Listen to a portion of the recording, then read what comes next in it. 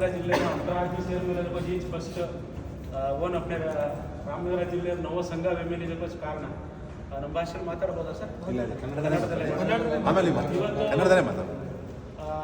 ಇಲ್ಲಿ ಇಷ್ಟು ಜನ ಸೇರೋದಕ್ಕೆ ಕಾರಣ ಇವಾಗ ಹೊಸದಾಗಿ ಕರ್ನಾಟಕ ಪ್ರದೇಶ ಬಂಜಾರ ಸೇವಾ ಸಂಘ ಬೆಂಗಳೂರು ದಕ್ಷಿಣ ವಲಯದ್ದು ಇಲ್ಲಿ ಸಂಘ ಸ್ಥಾಪನೆ ಆಗಿರೋದು ಕಾರಣ. ಹಾಗಾಗಿ ಹೆಚ್ಚಿನ ಸಂಖ್ಯೆಯಲ್ಲಿ ಇವತ್ತು ಇಲ್ಲಿ ಬಂದಿರೋದ್ರಿಂದ ಚೇರ್ಗಳು ಕಡಿಮೆ ಆಗಿದೆ. ನಾವೆಲ್ಲ ಅದನ್ನು ಸಹಕಾರ ನೀಡೋಣ. ಕನ್ನಡ ಸಂಸ್ಕೃತಿ ಇಲಾಖೆಯ ಸಹಾಯಕ ನಿರ್ದೇಶಕರು ಸತೀಶ್ ನಮ್ಮ ಗೆಳೆಯರು ತುಂಬ ಚೆನ್ನಾಗಿ ಅರೇಂಜ್ ಮಾಡಿದ್ದಾರೆ. ಮುಂದಿನ ಅವಧಿನಲ್ಲಿ ಅಂಬೇಡ್ಕರ್ ಭವನಲ್ಲಿ ಇದನ್ನು ಮಾಡೋಣ ಅಂತ ಹೇಳಿದ್ದಾರೆ. ಅದು ಇನ್ನೂ ದೊಡ್ಡ ಪ್ರಮಾಣದಲ್ಲಿ ಮುಂದಿನ ಸರಿ ನಾವು ಇದನ್ನು ಮಾಡೋಣ, ಮಾಡ್ತೀವಿ.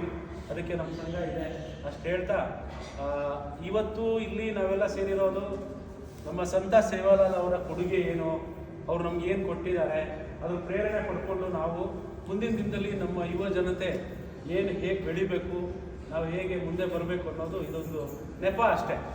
ಸೇವಾಲಾಲ್ ಜಯಂತಿಗೆ ನನ್ನನ್ನು ಆಹ್ವಾನಿಸಿ ಉಪನ್ಯಾಸ ನೀಡೋದಕ್ಕೆ ಹೇಳಿದ ಜಿಲ್ಲಾಡಳಿತಕ್ಕೆ ಮತ್ತು ಸಂಸ್ಕೃತಿ ಇಲಾಖೆಗೆ ಧನ್ಯವಾದ ಹೇಳ್ತೀನಿ.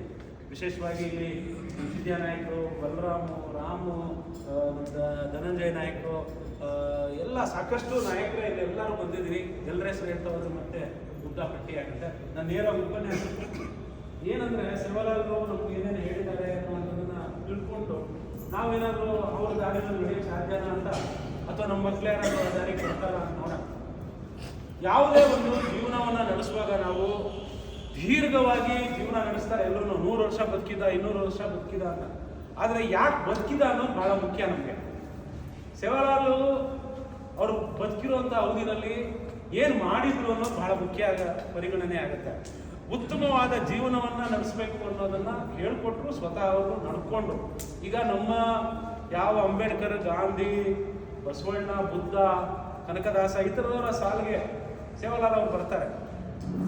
ಸುಖ, ಶಾಂತಿ, ಸಂತೋಷವನ್ನು ನಾವು ಎಷ್ಟು ಜನಕ್ಕೆ ಕೊಟ್ಟಿದ್ದೀವಿ ಜೀವನದಲ್ಲಿ ಅನ್ನೋದು. ಈಗ ಸೇವಾಲಾಲರು ನಮಗೊಂಥರ ಇವತ್ತು ಖುಷಿ ಕೊಟ್ಟಿದ್ದಾರೆ. ನಾವೆಲ್ಲ ಸೇರಿದ್ದೀವಿ, ಸಂಭ್ರಮಿಸ್ತಾ ಇದ್ದೀವಿ, ಜಗಳನೂ ಮಾಡ್ತೀವಿ, ಊಟನೂ ಮಾಡ್ತೀವಿ, ಎಲ್ಲ ಮಾಡ್ತೀವಿ ಅಂದರೆ ಅದಕ್ಕೆ ಸೇವಾಲಾಲ್ ಕಾರಣ ಅನ್ನುವಂಥದ್ದನ್ನ ಪ್ರಮುಖವಾಗಿ ನಾವು ತಿಳ್ಕೊಬೇಕು. ಅವ್ರು ಹೇಳಿರೋ ಮಾತು ಇಲ್ಲಿ ನಾನು ಹೇಳಲೇಬೇಕು. ಸೀಕನ್ ಸಿಕ್ಕಾವೋ, ಸೀಕೆದಕ್ಕೋ ಸೇನಿ ಆನ್ ಚಲಾವೋ ಅಂತ. ಅಂದರೆ ಶಿಕ್ಷಣ ಕಲಿಯಿರಿ, ಕಲಿಸಿರಿ, ಕಲಿತವನು ಸರ್ವರನ್ನು ಒಗ್ಗೂಡಿಸಿ ಮುಂದೆ ಸಾಗುತ್ತಾನೆ ಅಂತ ಹೇಳ್ತಾರೆ ಅವರು. ಅಂದರೆ ಸೇವಾಲಾಲ್ರು ಯಾಕೆ ಈ ಮಾತು ಹೇಳಿದ್ರು ಇವತ್ತು ನಮಗೂ ಅರ್ಥ ಆಗಿದೆ, ಅಥವಾ ಇನ್ನೂ ಅರ್ಥ ಆಗಿಲ್ವೋ ಗೊತ್ತಿಲ್ಲ. ನಮ್ಮ ಹತ್ರ ಎಷ್ಟೇ ದುಡ್ಡಿರಲಿ, ಎಷ್ಟೇ ಪದವಿ ಇರಲಿ, ಎಷ್ಟೇ ಕಾರ್ ಇರಲಿ, ಬಂಗ್ಲೆ ಇರಲಿ, ಆದರೆ ಶಿಕ್ಷಣದ ಮುಂದೆ ಅದೆಲ್ಲ ಶೂನ್ಯ ಅನ್ನೋವಂಥದ್ದನ್ನು ನಾವು ತಿಳ್ಕೊಂಡಿದ್ದೀವಿ. ಯಾಕಂದರೆ ಶಿಕ್ಷಣ ಪಡೆದವರು ಇವತ್ತು ದೇಶವನ್ನು ಆಳ್ತಾ ಇದ್ದಾರೆ, ರಾಜ್ಯವನ್ನು ಆಳ್ತಾ ಇದ್ದಾರೆ, ದೊಡ್ಡ ದೊಡ್ಡ ಪದವಿನಲ್ಲಿದ್ದಾರೆ, ಸವಲತ್ತುಗಳನ್ನು ಕೊಡ್ತಾ ಇದ್ದಾರೆ. ಅಂದರೆ ನಮ್ಮ ಮಕ್ಕಳು ಜೀತದಲ್ಲಿದ್ದಂಥವ್ರು, ನಮ್ಮ ತಂದೆ ಜೀತ ಮಾಡ್ತಾ ಇದ್ರು, ಇಲ್ಲ ರಾಮನಗರದಲ್ಲಿ ಅಮ್ಮನಪುರದೊಡ್ಡಿ 50 ವರ್ಷ 40 ವರ್ಷ ಜೀತ ಮಾಡಿರೋ ಫ್ಯಾಮಿಲಿ ನಮ್ಮದು. ಅಂದರೆ ನಂತರನೇ ನಮ್ಮ ಜನಾಂಗ ಇವತ್ತಿಗೂ ಕೂಡ ಜೀತದಿಂದ ಈಗ ವಿಮುಕ್ತಿ ಪಡೆದು ಶಿಕ್ಷಣಕ್ಕೆ ಬಂದಿರೋದು. ಸೇವಾಲಾಲ್ ಕೂಡ ಶಿಕ್ಷಣ ಪಡೆದೇ ಇಲ್ಲ, ಜಾಸ್ತಿ ಓದೇ ಇಲ್ಲ, ನನ್ನ ಪ್ರಕಾರ ಓದೇ ಇಲ್ಲ ಸೇವಾಲಾಲ್, ನಿಜ ಅಂತ. ಆದರೆ ಅವ್ರು ಜ್ಞಾನಿಯಾಗಿಲ್ಲ ಅನ್ನೋಂಥದ್ದು ಭಾಳ ಮುಖ್ಯ ನಮಗೆ.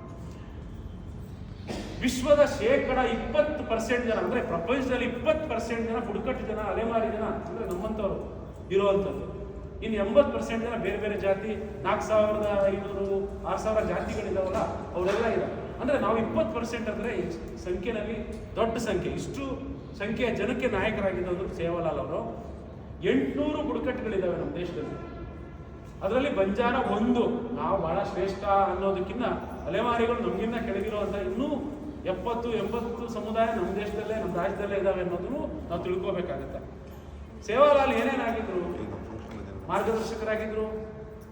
ನಮಗೆ ವಿದ್ಯೆ ಅಂದರೆ ವಿದ್ಯೆ ಅಂದ ತಕ್ಷಣ ನಾವಿಲ್ಲಿ ಪುಸ್ತಕ ಓದಿದ್ದು ಪಡ್ಕೊಂಡಿದ್ದು ವಿದ್ಯೆನೇ ದೊಡ್ಡ ವಿದ್ಯೆ ಅಲ್ಲ.